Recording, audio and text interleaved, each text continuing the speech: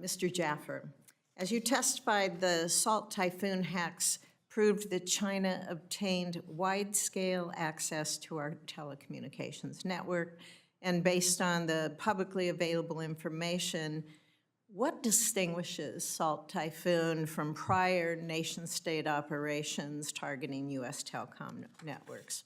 Thank you, Chairman Fischer. I think the most distinctive thing about Salt Typhoon is the breadth and the depth of the access the Chinese government obtained to America's telecommunications infrastructure. Now, again, only based on what we know publicly, it's clear that they were able to go after 9 telecommunications providers. It appears that they actually obtained access to either our law enforcement or potentially our foreign intelligence surveillance systems at some level, whether it was the collection or the task targets or what, we don't know the details. But if you think about what that means, that depth of access and that sustained access to that sensitive information is massively damaging, not just to our communications capabilities, but to our national security. And so this is the real challenge, is the depth and breadth of the access they obtained. How difficult is it to be able to detect that? And what does that tell us about the current existing capabilities that we have to monitor? Well, look, we obviously were able to eventually find them, but it took us too long. We now have assessed that they were in those systems or were targeting those systems since at least 2021, or were at least going after them. Now, we don't know when they got in. The other real problem is that once they got in, they're burrowed so deep, we're not sure whether we can or have gotten them all out completely. They may still very well be in our systems. At least one provider suggested they've successfully removed the actors they know about. The question is, how deep are those actors in our systems and how sustained is their access? So we weren't able to detect them when they came in. Could we have? Possible. Certainly we had plenty of warning that they were coming after our systems. And the government, this is what's crazy to me, the government actually now has admitted that it identified them in different systems. It didn't realize they were the Salt Typhoon hackers.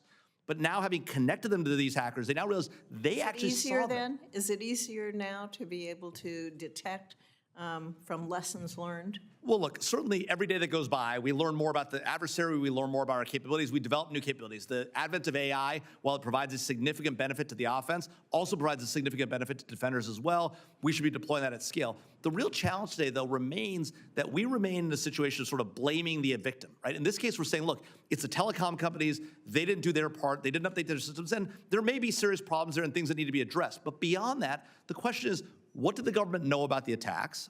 Why did it identify the attackers in different systems and not take action to find them everywhere else they were, having found them once?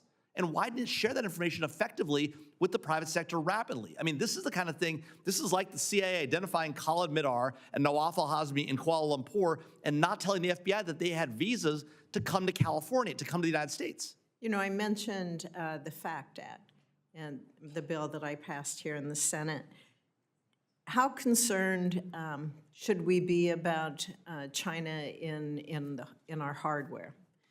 Well, look, there's no question that we need— in core networks, briefly. There's no question that we need to go after the Chinese in this space. They are absolutely targeting those core networks. They've spent a lot of time trying to get into our hardware and infiltrate our supply chains. I think the FACT Act is a great piece of legislation. We need to get it enacted as soon as possible, but we need to go even further. We really have got to get aggressive about identifying the fact that China's infiltrate our infrastructure, not just through hardware itself, but through the chips as well, right? China has a huge supply of large format chips. They're trying to get advanced chips as well. They're on the path to it. They're not going to get EUV for a while, but they are going to use advanced EUV, and that's a problem. You know, Mr. Mayor, as we're looking here in Congress to be able to remove a lot of that risky telecom gear from our networks currently, what policies do you think we need to prioritize with regard to supporting manufacturing of our domestic or our trusted ally equipment here, so we don't run into a lot of the situations that Mr. Jaffer was referring to?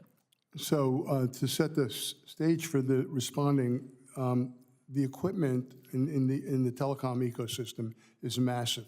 It spans many continents.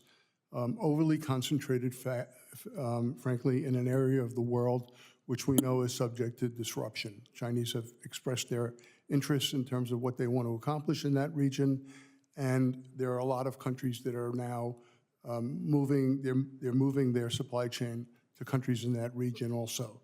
So I think from a policy perspective, we have to understand that There's significant technology embedded in our systems.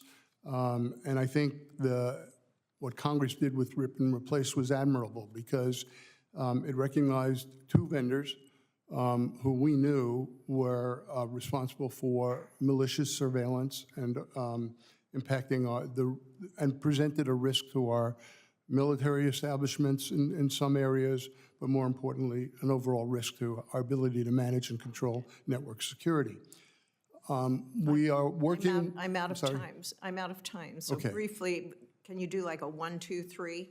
What Yeah, we need to do with our manufacturing on this? Right. I think we have to tighten the requirements on vendors to improve cybersecurity. I think the concept of security by design is critical. We have to build it in, not bolt it on afterwards. Okay. And I think we need to have a very close relationship with our government intelligence community about what they discover, what's suspicious, and they have to share that with us so we can probe and help them resolve some of the insecurities in that realm. So, Thank you very much. Thank you.